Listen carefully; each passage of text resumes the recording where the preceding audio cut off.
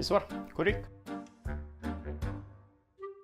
Сенсация болды. Сенсация деуге бола ма, бірақ білмедім. 10 ойыншымен жүріп ширек финалға өтіп кетсе, оның несі сенсация емес? Сенсация. Тастыш, қызық емес бұлай. Кеттік.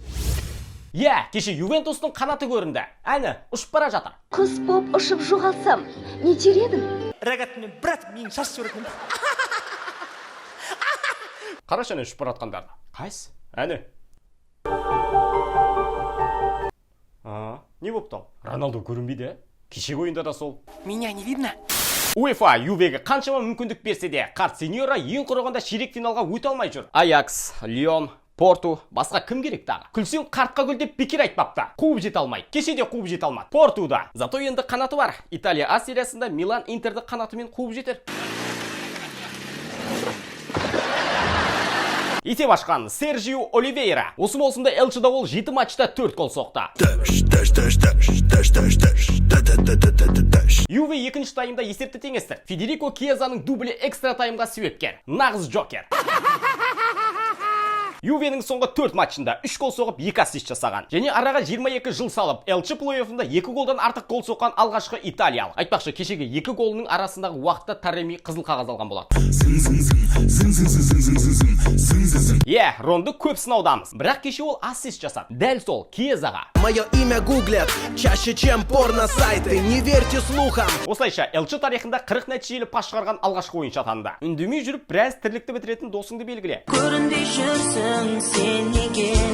Ювентус Криштиану келгелі бері, әрі кетсе Элченің ширек финалына дейін барыпты. Ал олардың мақсаты басқа еді ғой негізі. Криро Чемпиондар лигасындағы өзінің 15 маусымда алғаш рет плей-оффта бірде-бір гол соқпады. Кешегі ойында гол соққан былай тұрсын, өз қақпасына шешуші голдың соғылуына себепкер атанды. Оливейраның дублі кезіндегі инцидентте доп Ронның ауылына сәлем беріпті. Мына эпизод.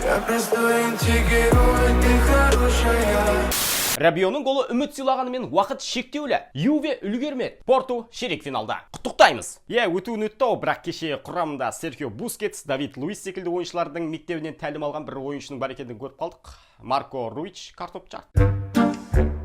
Мектебім, сағынышым.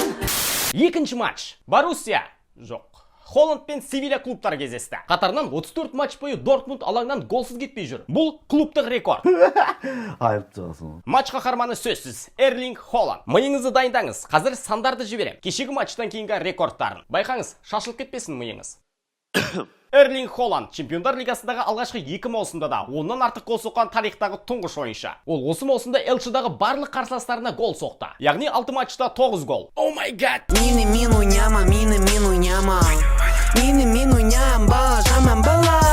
Холланд Элчеда 6 матч қатарынан гол соққан ең жас ойыншы. Осы турнир тарихында 20 гол соққан ең жас футболшы. 20 гол соғу үшін оған бар болғаны 14 матча қажет болған.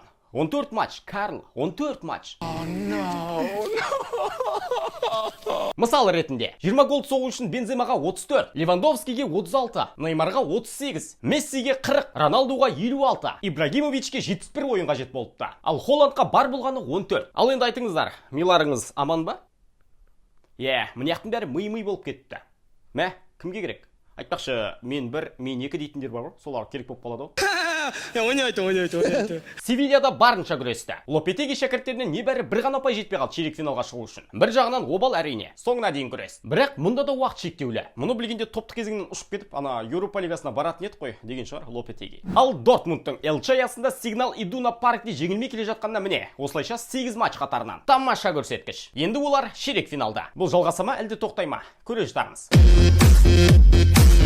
Бүгін плей-оффтағы тағы 2 матч өтеді. ПСЖ Барселона және Ливерпуль Red Bull Лейпциг. Барсадан камбэк күтесіз бе? Жауапты пікірге. Сау! Кел бері, қолыңды созмаған еңбектен тербеле. Билесін көзгелер бұл битпен сөз берем. Ақталат маңдай тетерлеткен еңбектеп. Кел бері, қолыңды созмаған еңбектен тербеле. Билесін көзгелер бұл битпен сөз берем.